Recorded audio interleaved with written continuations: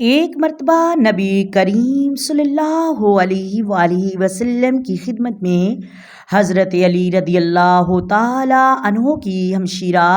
سیدہ ام ہانی رضی اللہ تعالی عنہا تشریف لائیں اور عرض کرنے لگیں کہ یا رسول اللہ صلی اللہ علیہ وآلہ وسلم،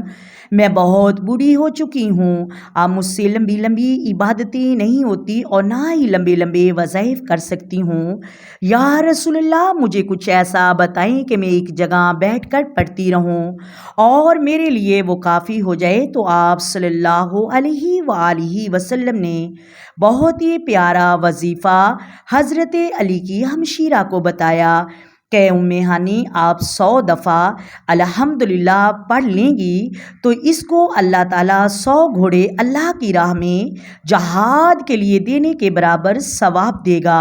اے ام ہانی، اگر 100 مرتبہ اللہ اکبر پڑھ لیں گی تو اللہ تبارک و تعالیٰ 100 اونٹ اللہ کی راہ میں قربان کرنے کے برابر ثواب عطا فرمائے گا۔ اور اگر آپ دن میں 100 بار سبحان اللہ و بحمدہ پڑھ لیں گی تو آپ کو اللہ تبارک و تعالیٰ 100 غلام آزاد کرنے کے برابر ثواب عطا فرمائے گا۔